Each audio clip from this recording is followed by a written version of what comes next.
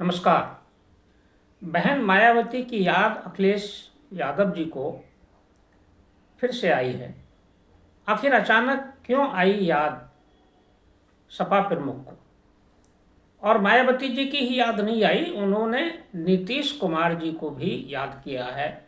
और नीतीश कुमार जी को का जो राजनीतिक परिदृश्य में जो परिवर्तन सामने आ रहा है, उसको लेकर भी उन्होंने टिप्पणी की है और उनसे भी सहानुभूति जताई है।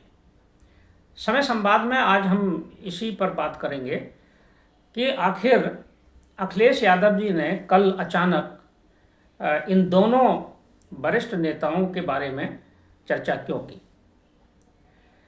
तो पहले जान लेते हैं कि अखिलेश यादव ने क्या कहा है। कल समाजवादी पार्टी कार्यालय में एक पत्रकार वार्ता थी। इस पत्रकार वार्ता के मौके पर ही कुछ कांग्रेस के नेता और कुछ अन्य नेता समाजवादी पार्टी में शामिल हुए। इसी निमित्त ये पत्रकार वार्ता बुलाई गई थी, जिसमें अखिलेश यादव जी के साथ उनके चाचा शिवपाल यादव जी भी थे और लाल बिहारी यादव जो विधान परिषद में नेता हैं सपा के, वो भी मौजूद थे। राजेंद्र चौधरी भी मौजूद थे और कई अन्य वरिष्ठ सपा नेता मौजूद थे।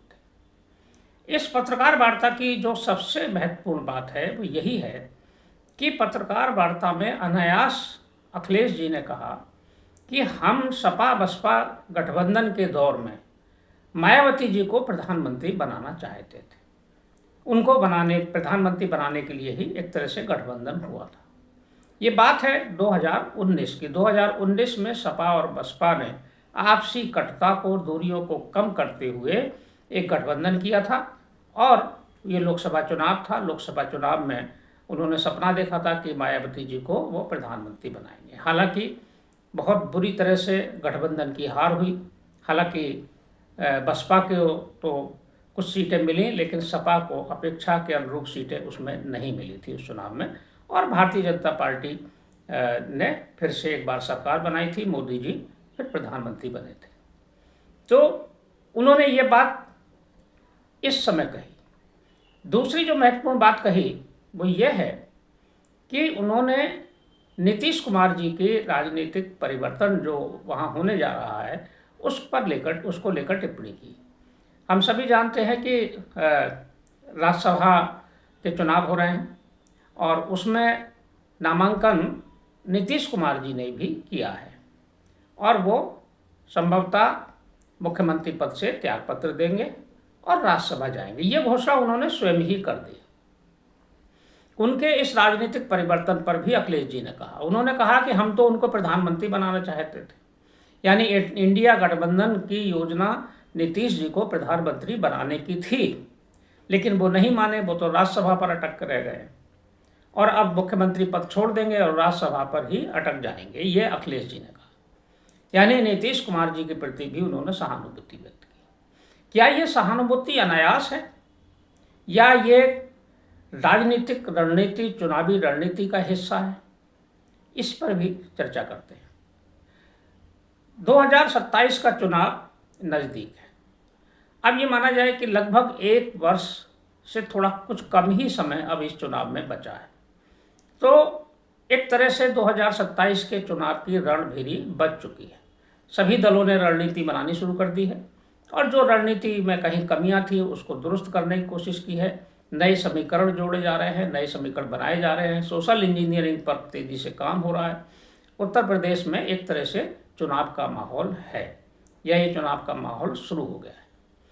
तो जो सबसे महत्वपूर्ण फैक्टर है उत्तर प्रदेश की राजनीति में आज की तारीख में, वो सामाजिक समीकरण, जातीय समीकरण ही है, जिसे सोशल इंजीनियरिंग के नाम से जाना जाता है। सबसे प्रमुख है यहाँ कि पिछड़ी जाति का रुख क्या रहता है और दलित किधर जाते हैं।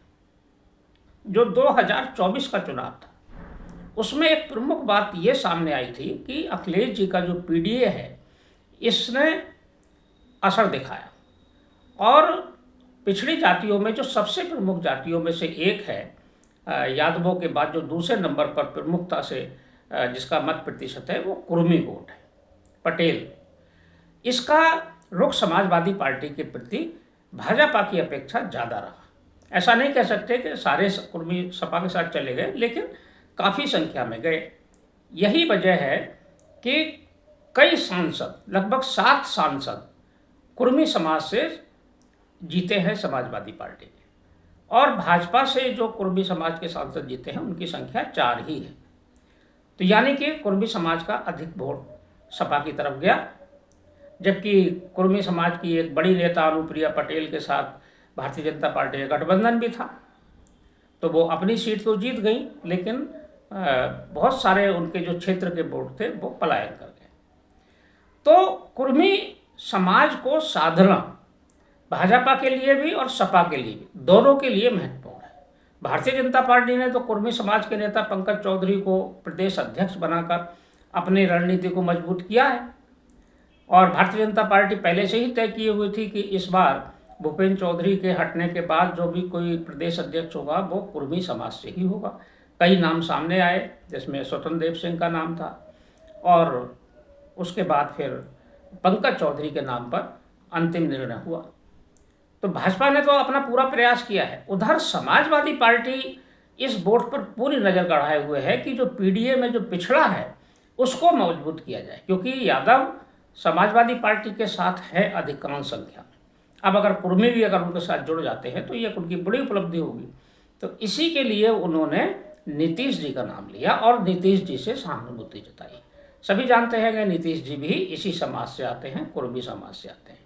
यानी कि उन्होंने नीतीश जी को प्रधानमंत्री का दावेदार बताकर उनके पक्ष में जो अपनी बात कही है उससे ये संदेश जाए समाज में कि पीडीए ही कुर्मी समाज का हितैषी है। अब वहीं मायावती जी का नाम भी लिया। मायावती जी का जो वोट बैंक है वो उनके साथ इंटैक्ट है, लेकिन कुछ ग्राफ जब गिरना शुरू हुआ, घटना शुरू हुआ, तो ये वोट भी कुछ कुछ जगह पलायन करता दिखाई दिया। जैसे पश्चिम उत्तर प्रदेश में आज़ाद समाज पार्टी के साथ चले गए दलित समाज के लोग, और बिजनौर से चंद्रशेखर आज़ाद लोकसभा का चुनाव जीत गए, तो वो दलित और मुस्लिम गठबंधन से ही जीते वहाँ। इसी तरह से कुछ मत प्रतिशत लोकसभा चुनाव में सपा की तरफ भी गया। ये अलग बात है कि वो सपा के कारण गया या कांग्रेस से गठबंधन होने के कारण गया। माना जा रहा है कि कांग्रेस से गठबंधन के कारण ये दलित वोट को पलायन करने में थोड़ी सुविधा हुई, और उन्हें कांग्रेस पर ज़्यादा विश्वास है अपेक्षाकृत समाजवादी पार्टी के।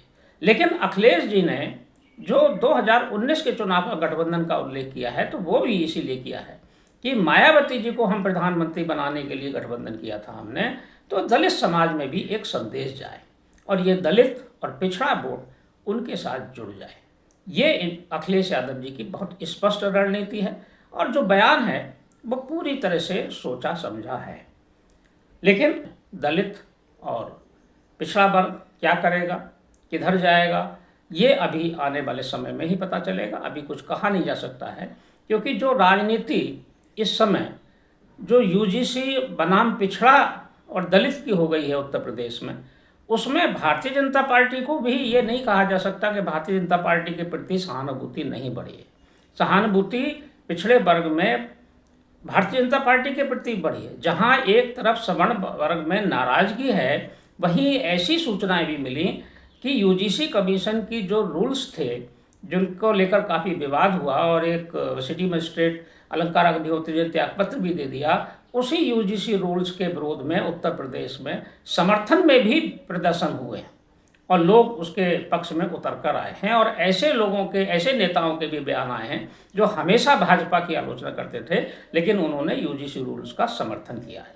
यानी कि भारतीय जनता पार्टी को भी इसकी चिंता है, और देखते हैं अखिलेश यादव जी का जो ये कल का राजनीतिक बयान है उसका कुछ असर होता भी है कि नहीं होता है। अखिलेश जी ने ये खुलासा किया है कि वो नीतीश जी को बनाना चाहते थे, लेकिन अगर ये बात सार्वजनिक रूप से इंडिया गठबंधन ने कही होती तब ये बात अलग थी। चुनाव के मौके पर तो ना तो ये बात कांग्रेस ने कही गठबंधन में, ना किसी अन्य ने कही कि हम नीतीश जी को प्रधानमंत्री बनाना चाहते हैं।